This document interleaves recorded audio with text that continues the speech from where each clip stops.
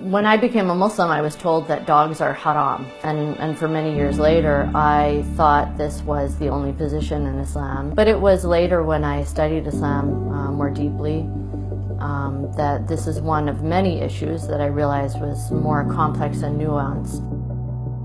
It just was not something that I was considering doing until a need arose that made me consider getting a dog. I was in a prominent position in the Muslim community, and I had received some very hateful mail.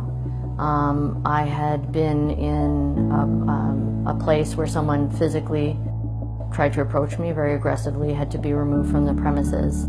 This is in the time after 9/11, and being president of ISNA raised my profile. I was more concerned about my family, and I wanted to make sure that they were protected. We were all safe in our home. So for all of these reasons, I decided that it would be a good idea for us to bring a dog into the house. I grew up in Canada, and it gets pretty dark very early. And with my dog, I was able to go out for a walk at night. It was so freeing. It was really liberating. It allowed me, as a teenage girl, to be out, clear my head, but feel absolutely safe. When I decided to get a dog, one of my first decisions was that I would get a good guard dog, but also gentle. So I started looking on rescue sites, and that's where I found Ziggy. Ziggy is the kind of dog who is a guard dog, a companion dog.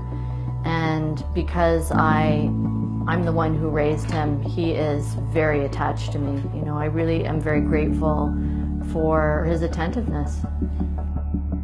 He's colonized this couch. He sits there, he looks out the window. Then the cat Nejma will come up and hang out with him as well. We'll sit together looking out the window and make sure I know if anyone's coming by. And it's a great blessing for us.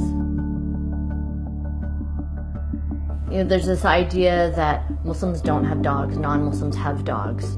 So it's become this identity issue, like beard and hijab. But what I hoped is that it would start a conversation and let people be a little bit more nuanced on this issue of Muslims and dogs.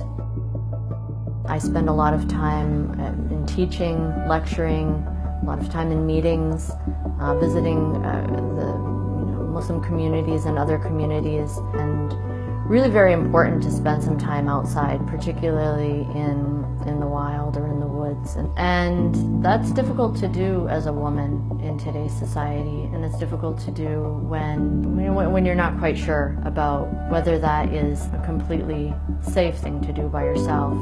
So just like when I was a teenager, Ziggy provides that opportunity for me to get out and to have time to just be in nature, to notice the birds, to smell the air, to think, or to not think even. That is the best part of my day, really, is our time together silently where we walk through the woods.